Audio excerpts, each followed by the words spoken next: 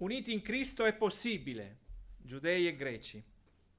Con Romani questa sera avremo a che fare con uno degli scritti più incisivi della storia del popolo di Dio. Basterebbe questa breve affermazione per essere interessati a leggere, studiare, ascoltare ciò che la lettura ci dirà nelle prossime settimane, nei prossimi mesi. Pertanto vi do il benvenuto allo studio del venerdì sera sulla lettera di Paolo ai Romani. Vogliamo pregare.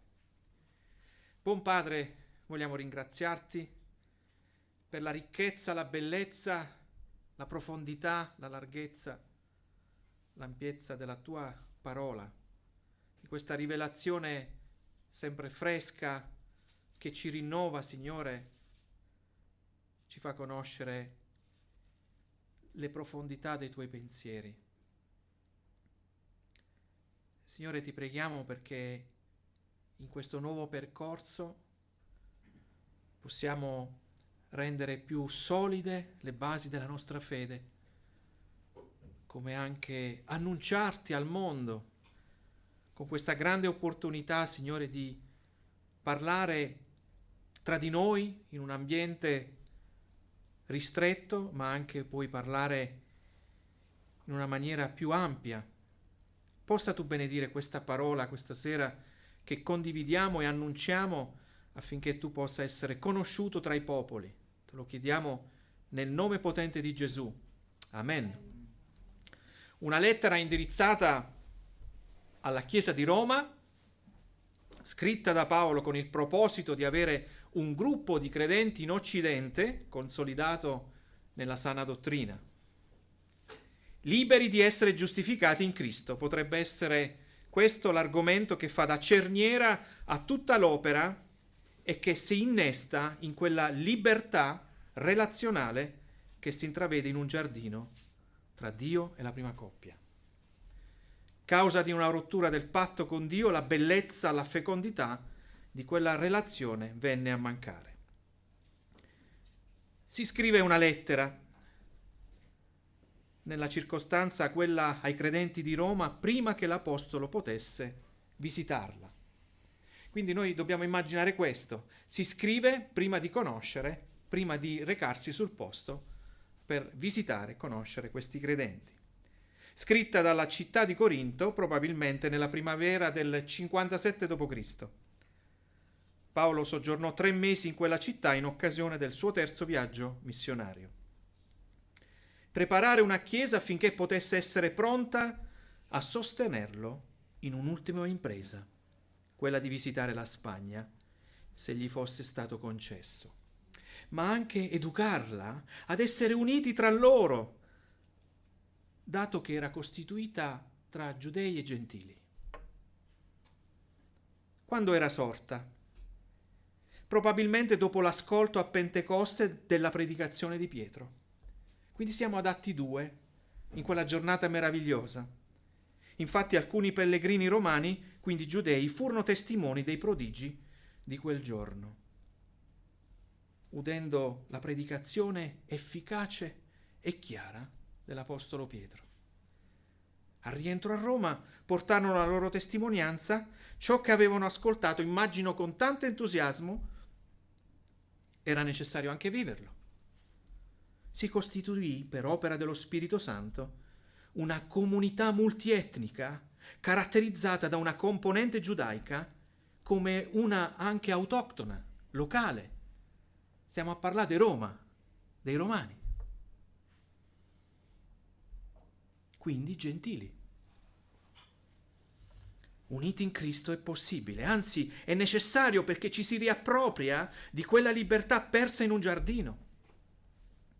Infatti la legge data a Mosè, come anche tutti i libri profetici, indirizzavano a delle promesse che si erano realizzate in Cristo Gesù, Messia promesso per loro e per quanti, dice la parola, avrebbero creduto di ogni popolo e nazione.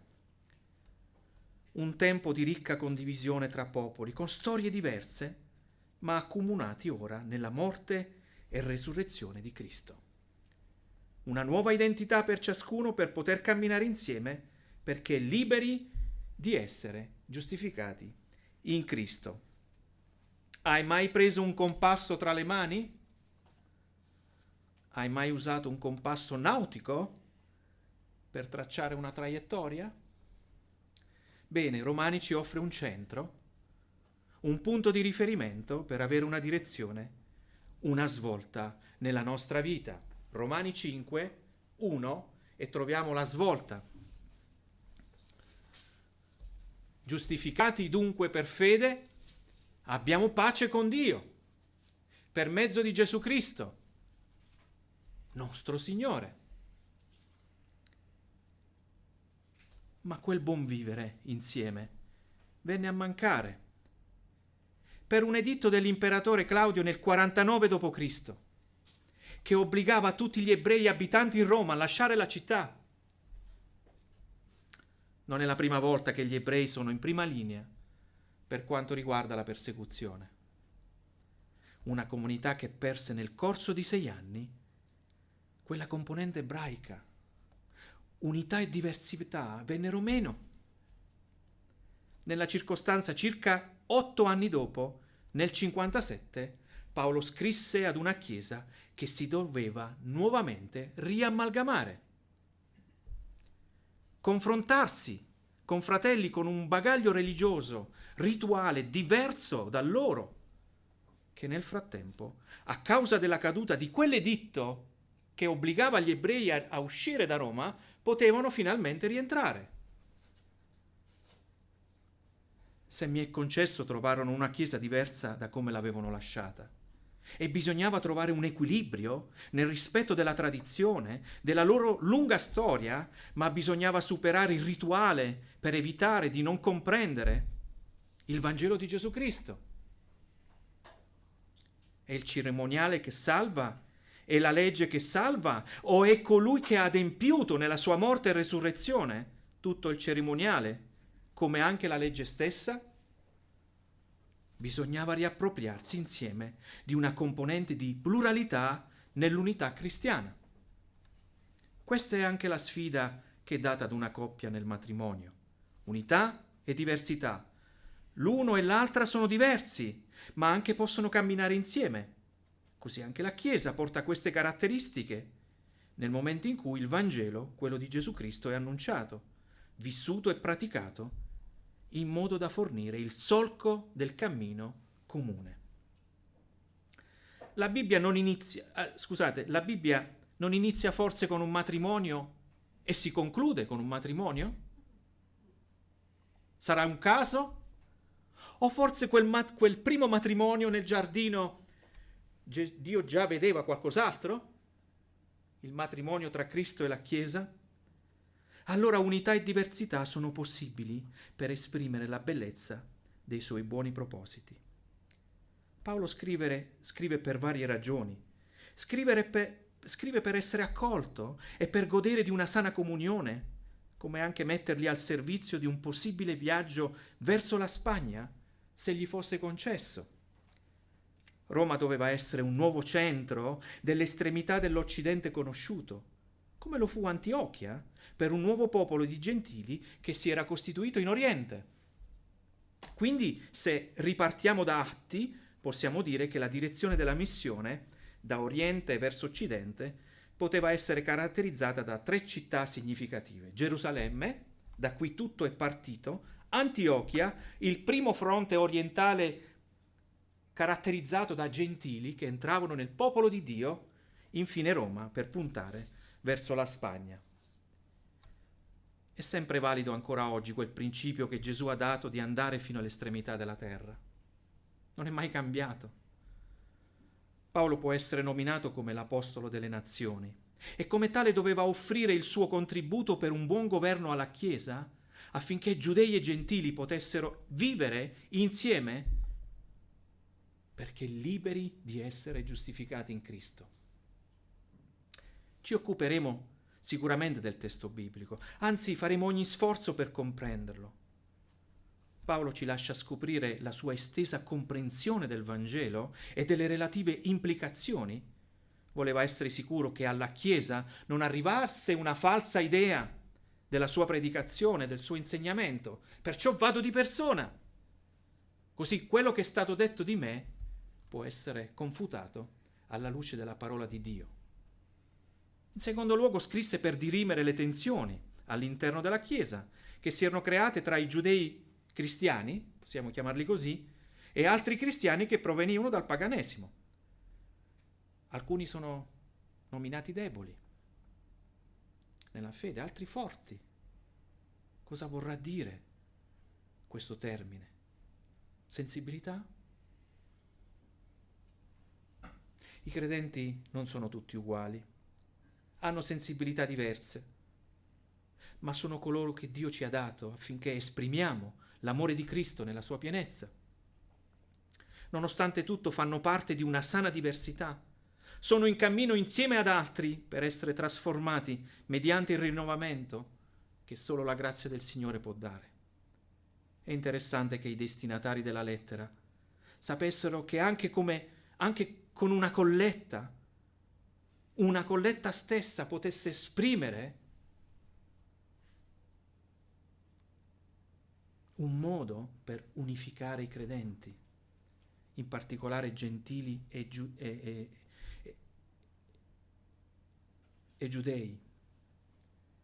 Un momento significativo fu quando Paolo raccolse una certa quantità di denaro dai credenti dell'Acaia e della Macedonia, quindi gentili, per donarli ai poveri in Gerusalemme, che erano giudei. Unificare, cementare, appassionare popoli diversi e lasciar vedere anche la generosità che proveniva da una fede comune in Cristo Gesù. Dio aveva scelto Israele per uno scopo, quello di portare benedizioni a tutte le nazioni della terra, imparare a lavorare insieme sotto un unico proposito di Dio. D'altronde non è scritto tutto questo già nella legge di Mosè? Genesi, capitolo 12, versetto 3. Benedirò quelli che ti benediranno e maledirò chi ti maledirà. E in te saranno benedette tutte le famiglie della terra. Parlando proprio ad Abramo, Dio gli diede una vocazione, quella di uscire dal suo paese per essere inviato in un altro. Potremmo chiamarlo un viaggio missionario, un primo viaggio missionario.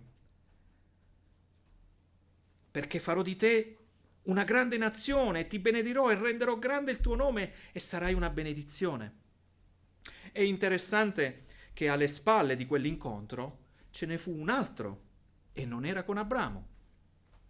Era un incontro che Dio ha fatto con gli uomini in una circostanza unica, particolare e irripetibile.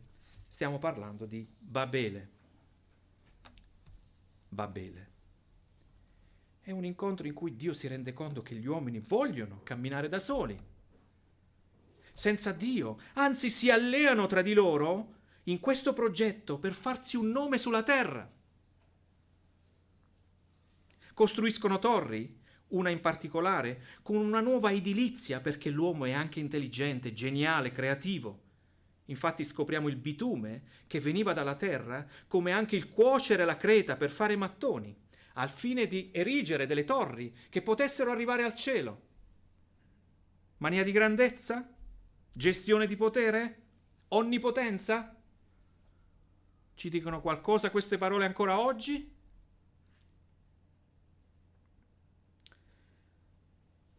Volevano anche loro costituire un solo popolo, parlare una stessa lingua, e Dio confuse quelle lingue e li disperse.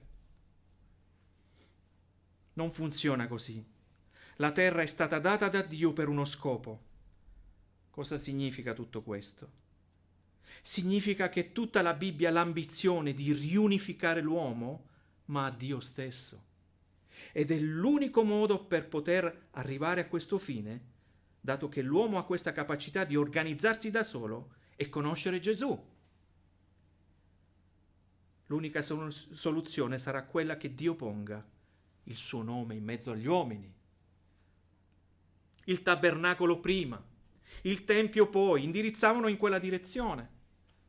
Ma Cristo è divenuto la realizzazione di quel proposito, affinché sia costituito a Dio un popolo che gli appartenga per vivere delle autentiche relazioni. Possiamo dire un amen? Io penso di sì. Amen. Dobbiamo riposare nel testo che troviamo in Filippesi, capitolo 2. Ecco qui che cosa è successo. È successo che Dio ha fatto una grande opera attraverso il Figlio. Perciò Dio, parlando di Gesù, lo ha sovranamente innalzato e gli ha dato il nome che è al di sopra di ogni nome, affinché nel nome di Gesù si pieghi ogni ginocchio nei cieli, sulla terra e sotto la terra, e ogni lingua confessi che Gesù Cristo è il Signore, alla gloria di Dio Padre. Ritornando al proposito della stesura di questa lettera, che contribuisce a fare chiarezza a tutto il canone biblico, Paolo dirà che proprio ad Israele, il popolo che Dio si è scelto per uno scopo, proprio a quel popolo appartengono l'adozione, la gloria, i patti, la legge, il culto e le promesse. Ma per quale motivo? Affinché il Vangelo andasse verso tutte le nazioni della terra. E mi sembra che il libro degli Atti ce lo ha lasciato già osservare. Paolo chiarisce nella lettera che Dio non ha nessuna intenzione di rigettare Israele, anche se proprio nel libro degli Atti c'è una durezza, una resistenza a collegare tutto quel patrimonio che Dio aveva dato loro per tanti secoli per ricondurli a Cristo. Infatti, Atti ci presenta un Paolo che entra sempre nelle sinagoghe. Perfino l'ultimo capitolo del libro ci dice che accoglieva i giudei dal mattino fino alla sera per spiegare e collegare le scritture agli eventi storici della morte e resurrezione di Cristo, ma non sempre con successo, a causa della durezza del loro cuore. È una durezza che ha contribuito, secondo i piani di Dio, che sono imperscrutabili, ad arricchire tutte le nazioni della terra. Una persecuzione che partiva da Gerusalemme, cosa ha determinato? Ha determinato la fuga, l'uscita veloce, rapida, l'uscita per andare altrove. Romani 11, versetto 15. Infatti, se il loro ripudio è stato la riconciliazione del mondo, che sarà la loro riammissione, se non un rivivere dai morti? Scopriremo per noi e per loro che la continuità è possibile tra giudei e gentili. La salvezza per Israele risiede solo in Cristo, che è la giustizia proclamata di Dio, e il Redentore viene da Sion. Se a Babele si facevano torri, qui si costruisce un nuovo progetto unificante con Dio stesso, che avrebbe unito tutte le nazioni della terra, di ogni epoca, di ogni tempo, del nostro tempo, del 2022, nel nome di Gesù Cristo. Pertanto Romani ci darà le coordinate per legare i popoli, legare il passato con il presente, attraverso la giustificazione per sola fede in Gesù Cristo. Chi è Cristo? Chi è in Cristo è morto al peccato e vive a Dio. Romani 6, versetto 6. E sappiamo infatti che il nostro vecchio uomo è stato crocifisso con lui affinché il corpo del peccato fosse annullato e noi non serviamo più al peccato. Con quale proposito dovremmo leggere il versetto 17 di quello stesso capitolo. Ma sia ringraziato Dio perché eravate schiavi del peccato, ma avete ubbidito di cuore a quella forma di insegnamento che vi è stata trasmessa. Quando si parla di schiavitù, Paolo ne sapeva qualcosa, per il vissuto anche da prigioniero di Cristo si evoca anche la libertà e la redenzione operata da Cristo, che indirizza questo nuovo status. Pertanto lo scopo della lettera è parlare di libertà a tutti coloro che ci ascolteranno, non come a Babele, ma in Dio stesso. È Dio che la favorisce. L'uomo non è così libero come crede, anzi è una libertà condizionata perché schiavi delle proprie passioni. Se si vive per costruire torri, usando una metafora, non si potrà mai conoscere il piano di Dio per la propria vita e darle anche un senso. Uno degli effetti di questa relazione è la pace. Pertanto, in un mondo che è sempre in conflitto, anche in questo momento storico, in tante parti della terra, in relazioni umane cariche di conflitti, il controaltare proposto da Dio è la pace. Romani 5:1 lo rileggiamo perché è veramente la cerniera di questa lettera. Giustificati dunque per fede abbiamo pace con Dio. Però c'è bisogno di qualcos'altro. Oggi si evoca la pace senza il mezzo, possiamo dire così? Allora dobbiamo finirla questa frase. Pace con Dio per mezzo di Gesù Cristo, nostro Signore. La lettera può essere divisa in 4 sezioni riepilogate in 4 tronconi. La prima sezione, prossima volta vi faremo anche uno schema. Romani 1 a Romani 3, punto primo, necessità di essere giustificati. Noi abbiamo un bisogno di essere giustificati, è una necessità, non è un'opzione. Questo saranno nei primi 3 capitoli della lettera di Paolo ai Romani. Poi andremo dal 3° capitolo all'8°, quindi il ponte più lungo, e potremo dire che la grazia è necessaria, la grazia per essere giustificati. Secondo pilastro. 3° troncone, capitoli 9 a 11. Il piano di Dio per essere giustificati. C'è un piano nella storia, nell'eternità, nella profondità dei pensieri di Dio. Dio non improvvisa, ha un piano. 4° aspetto, gli effetti dell'essere giustificati dal capitolo 12 al capitolo 15. Quindi la vita cristiana. Se abbiamo creduto è necessario fare un cammino in un certo modo. Allora, la necessità. Non c'è differenza per Dio tra il giudeo e il gentile, tra coloro che sono i detentori di tutte le promesse di Dio e coloro che non ne hanno godute.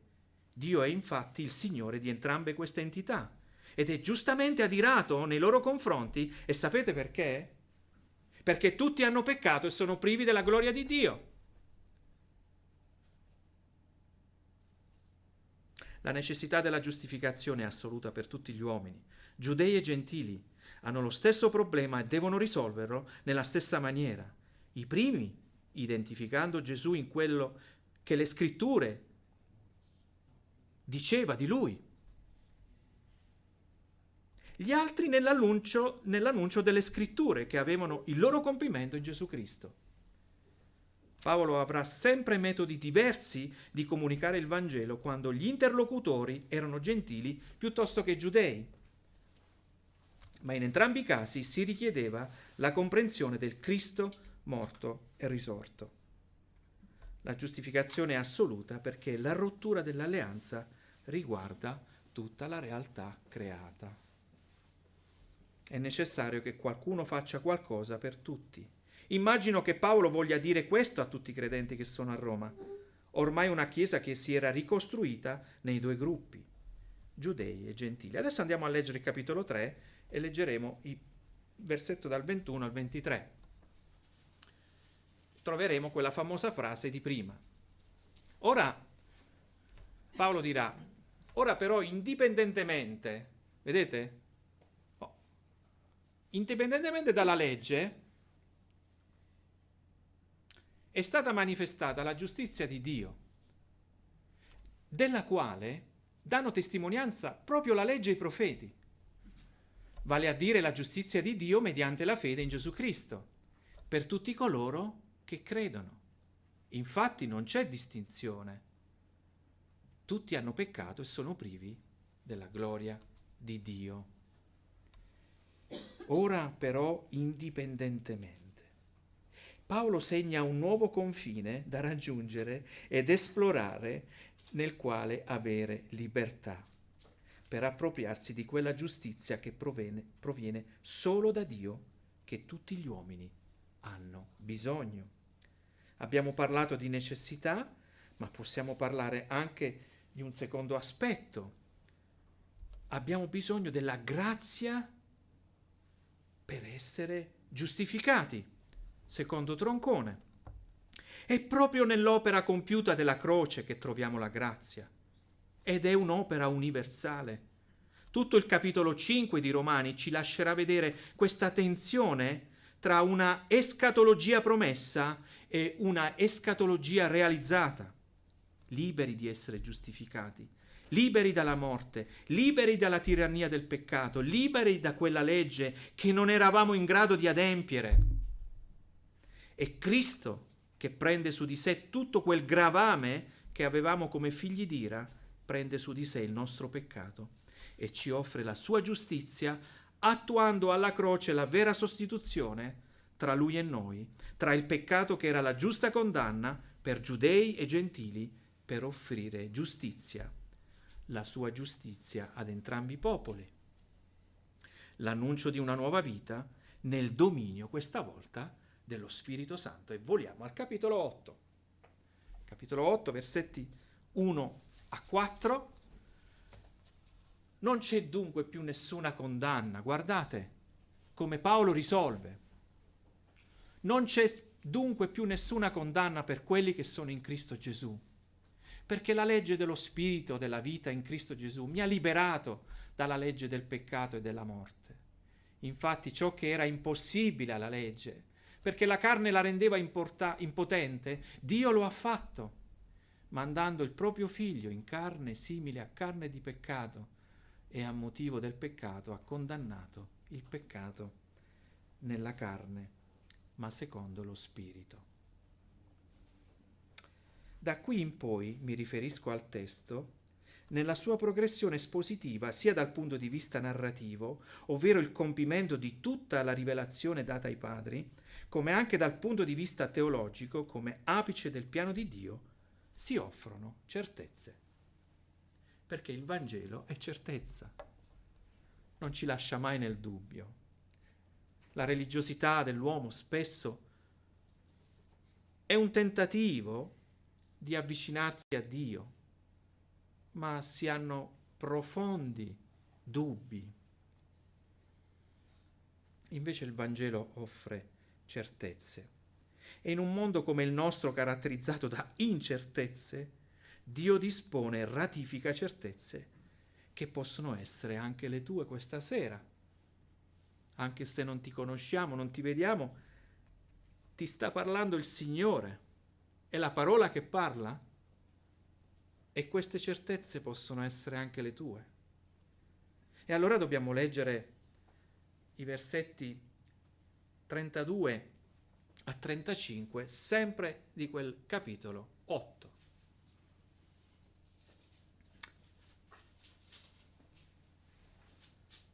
Colui che non ha risparmiato il proprio figlio, ma lo ha dato per noi tutti, non ci donerà forse anche tutte le cose con lui?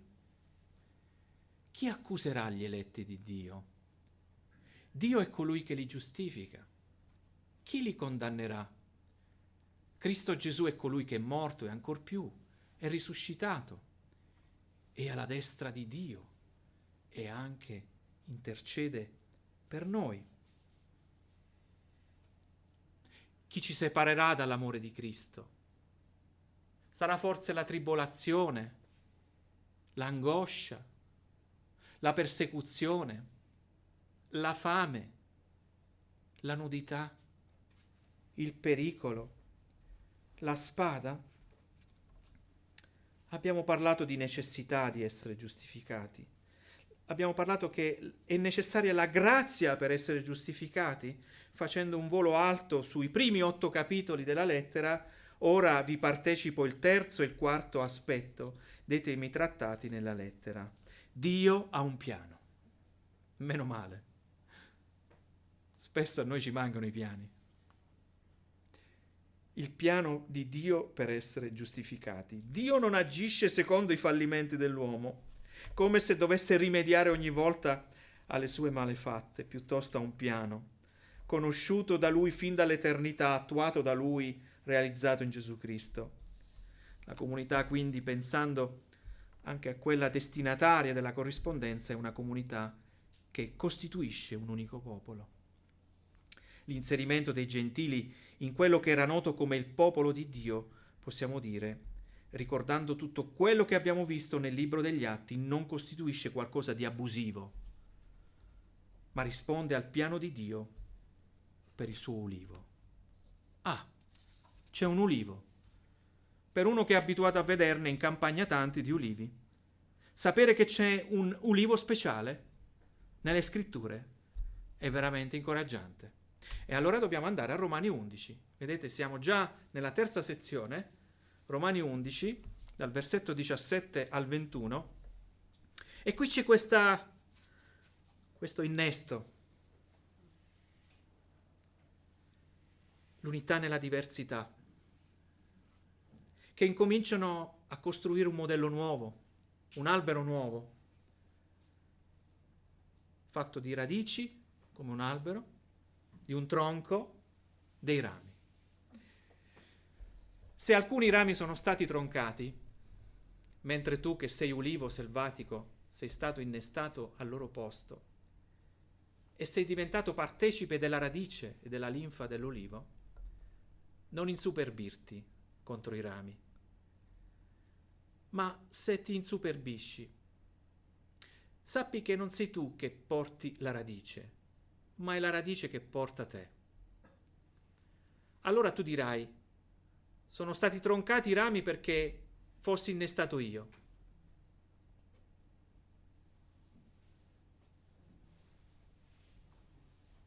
Ok.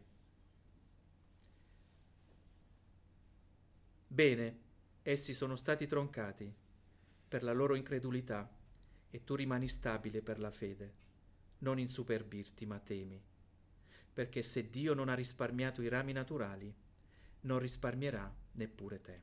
È un testo che integra giudei e gentili. Non dà diritto all'uno di sentirsi privilegiato rispetto all'altro. L'Israele etnico diventerà il tutto Israele.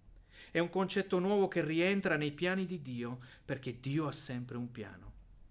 Il fine di Dio è la pienezza di questo messaggio e che esso integri ogni popolo della terra. Non è Gesù che ha detto proprio ai suoi primi discepoli: andate. Andate dove? Da chi dovete andare? Lo vogliamo leggere? Matteo 28. E Gesù avvicinatosi parlò loro dicendo: ogni potere mi è stato dato in cielo e sulla terra. Andate.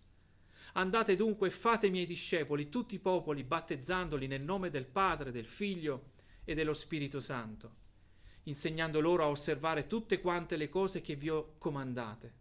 Ed ecco, io sono con voi tutti i giorni, sino alla fine dell'età presente. Quello che deve essere importante per noi è che Dio avrà qualcosa da dirci, forse ricordarci, come anche lasciarci conoscere il suo meraviglioso piano per una umanità peccatrice che ha bisogno di redenzione.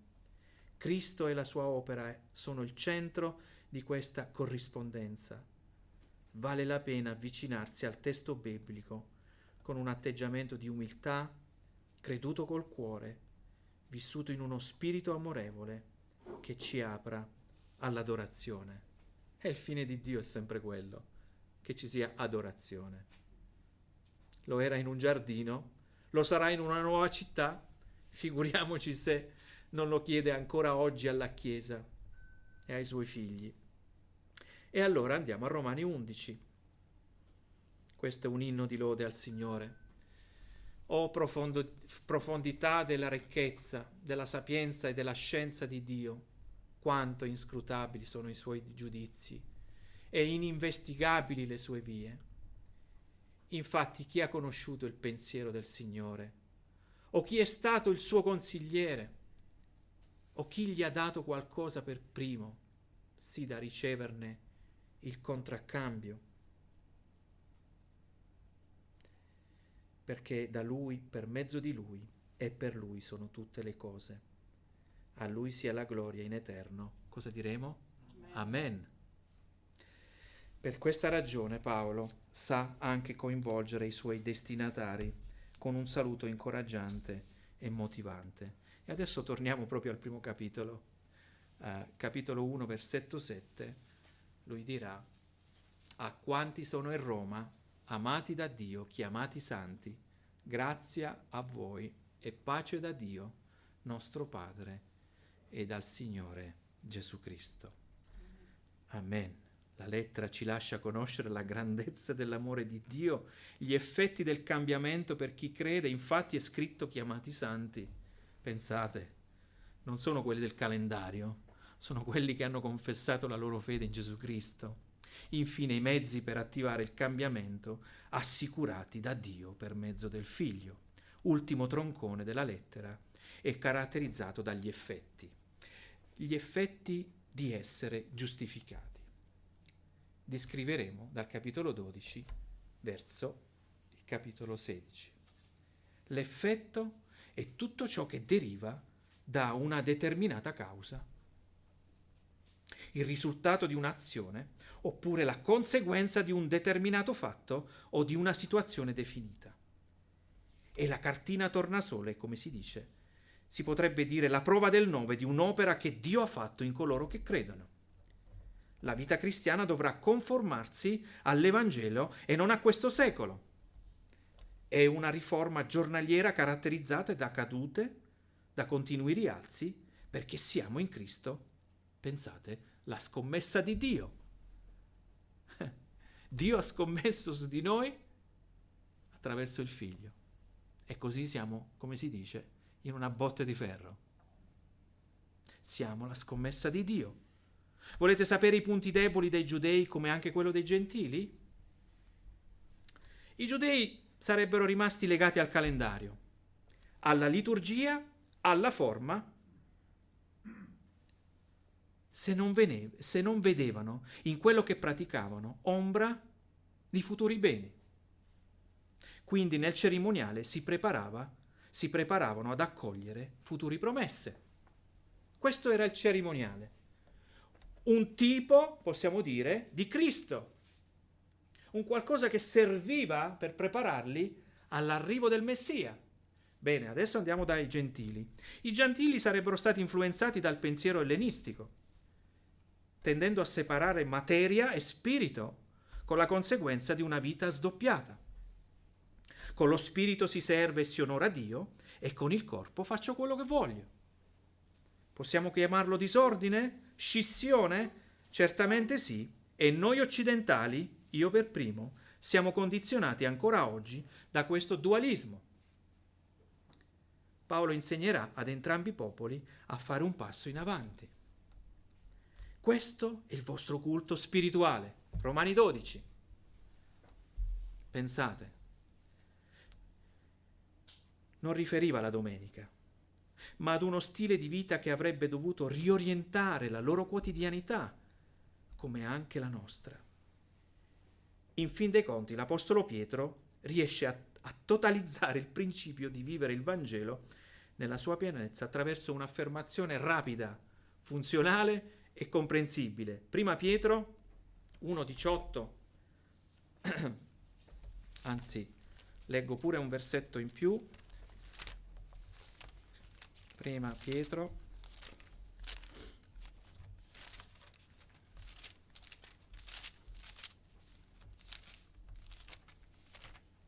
ecco qui, 1, 18 e 19, la regia avrà solo un versetto ma lo leggo io. Sapendo che non con cose corruttibili, con argento e con oro, giusto? Ok? Siete stati riscattati dal vano modo di vivere tramandatovi dai vostri padri, mi mancava questo aspetto che volevo dirvi, ma, e la Bibbia ogni tanto ci presenta dei ma straordinari, ecco perché lo aggiungo in diretta. Tutti sono privi della gloria di Dio, Romani 3, ma sono giustificati. E qui c'è un altro ma che mi piace. Allora rileggo tutto da capo. Sapendo che non con cose corruttibili, con argento e con oro, siete stati riscattati dal vano modo di vivere, tramandatovi dai vostri padri, ma con il prezioso sangue di Cristo come quello di un agnello senza difetto e né macchia. C'è un modo vano per vivere la vita e c'è un modo nuovo di vivere la vita sia per giudei e sia per gentili. Bisogna rompere con gli schemi, le strutture, aprendosi ad una novità di vita. Cos'è un culto allora? È una giornata vissuta col Signore. Ecco cos'è un culto. Che non è necessariamente la domenica mattina. Il culto lo è a tavola, il culto lo è con gli amici, il culto lo è con la moglie, il culto lo è con i figli, lo è al lavoro, ma aggiungo e ripeto, con nuovi codici. Siamo al centro di Romani 12, che ci dice qualcosa. Romani 12:1. E concludo. Vi esorto dunque, fratelli, per la misericordia di Dio, a presentare i vostri corpi in sacrificio vivente, santo, gradito a Dio. Questo che cos'è? È il vostro culto spirituale. Che valore hanno dato alcuni dei nostri predecessori alla lettera? Siamo curiosi anche un po' della storia. Quello che è certo, la lettera indirizzò alla conversione diversi uomini che hanno fatto la storia del cristianesimo. E ve ne nomino qualcuno. Giovanni Crisostomo si faceva leggere ad alta voce la lettera 2 volte a settimana. Agostino si convertì leggendo alcuni versetti del capitolo 13 di Romani, che riguardavano proprio il cambiamento che si dovrebbe vedere come effetto del Vangelo. Fu proprio questa lettera a condurre Lutero alla salvezza, alla pace spirituale, alla dottrina della salvezza per sola fede. Sono così tanti i temi trattati, dirà Lutero, che sono sufficienti per condurre una vita cristiana autentica. E Giovanni Calvino cosa scrisse? E lui disse: quando qualcuno comprende questa epistola, gli si è aperta una breccia per comprendere tutte le scritture. Come vedete, ognuno ha avuto un punto di osservazione, ma quello che è importante è che sarà una benedizione per tutti coloro che si avvicineranno ad essa, perché è la parola di Dio. E il cuore di Paolo fu riscaldato da questa lettera, perché sapete, quando facciamo delle cose, no? È chiaro che lo facciamo alla gloria di Dio, ma si potrebbe dire, qual è il feedback che ha avuto Paolo da questa lettera? Ha avuto il privilegio di vedere qualcosa di glorioso che potesse in qualche modo incoraggiarlo? Vi dico che dopo 3 anni Paolo arrivò veramente a Roma. Pensate, Atti 28. Dato che l'abbiamo fatto qualche settimana fa, pensate a quello che ci siamo detti. Dopo 3 anni Paolo arrivò veramente a Roma. Arrivò in catene, dopo una sosta a Malta, portando benedizione a tutti i cittadini dell'isola.